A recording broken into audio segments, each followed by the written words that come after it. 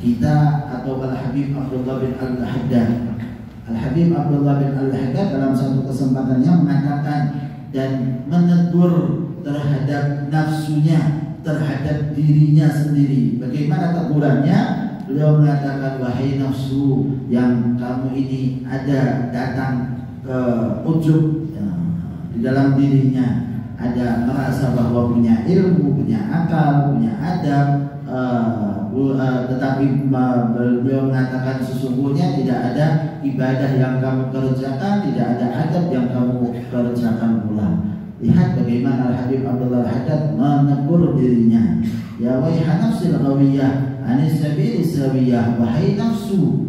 Dia mengatakan kepada nafsunya, wahai nafsu yang selalu berusaha melenceng daripada jalannya Allah Subhanahu wa taala. Alhaqu rawij alayya wa qasduhal jah wal mal. Kamu hanya punya keinginan untuk mendapatkan kedudukan, kamu hanya ingin mendapatkan harta. Siapa ini? Ini Al-Habib Abdullah bin Ali Al-Haddad. Bagaimana beliau? Beliau adalah orang yang luar biasa dalam ibadahnya, selalu beribadah siang dan malam, tapi tetap saja merasa dirinya kurang.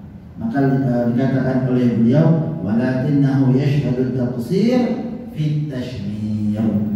Beliau itu menganggap dirinya kurang, padahal usaha sudah maksimal. Usaha itu sudah luar biasa. Sejak kecilnya ibadah setelah beliau itu belajar keliling ke sholat di Masjid Ba'alwi 200 rakaat. Taruh sajalah 100 rakaat dalam satu riwayat.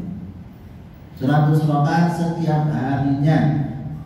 Dari sejak kecilnya sholat di Masjid Ba'alwi, setelah belajar menunggu sampai sholat zuhur, sholat sebanyak 100 rakaat.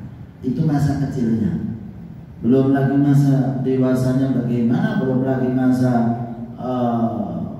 tuanya bagaimana. Beliau mengatakan tidak ada salah satu sunnah Nabi kecuali sudah aku kerjakan semua. Semuanya sudah aku kerjakan. Sampai apa? Memanjangkan rambut. Nabi SAW memanjangkan rambut sampai ke bawah, disebutkan dalam riwayat seperti itu.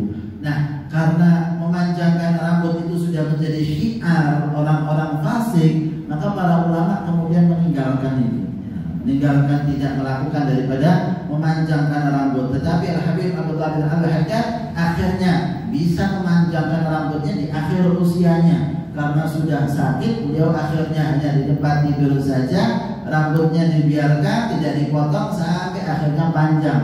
Kata beliau, ini akhir sunnah yang aku kerjakan. Ini akhir sunnah yang aku kerjakan. Semuanya sudah aku kerjakan kecuali yang ini.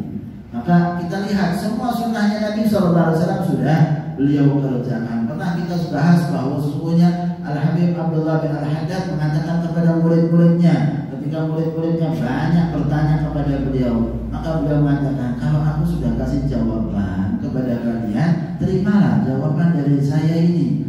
Sekali saja cukup, gak usah kamu tanya berkali-kali sama saya. Kenapa? Saya memaksakan diri hadir untuk mendengarkan pertanyaan kalian dan menjawab pertanyaan kalian ini sudah saya paksakan luar biasa.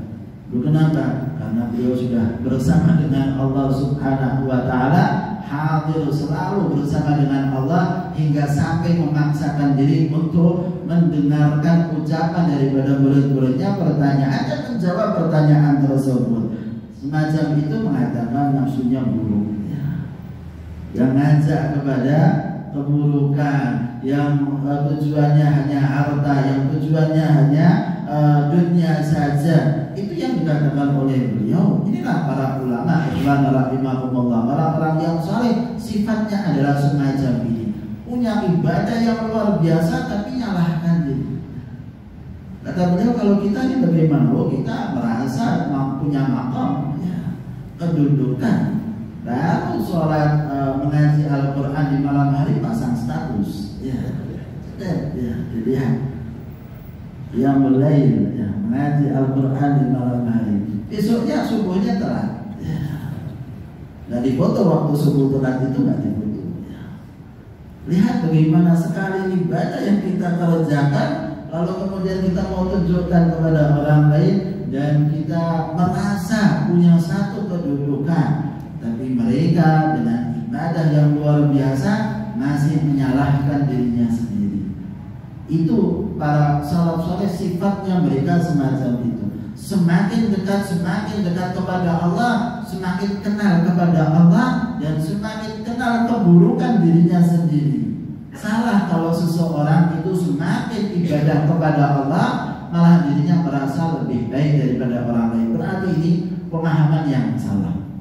Berarti belajar kepada orang yang salah. Berarti tidak duduk dan kemudian membaca daripada kitab-kitab orang-orang salaf saleh. Bagaimana?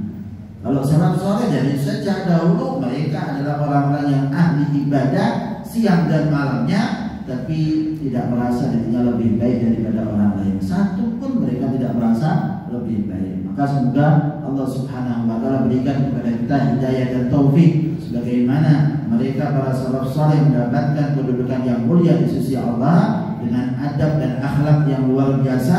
Kita insya Allah mendapatkan pula bagian dari mereka. Amin amin ya rabbal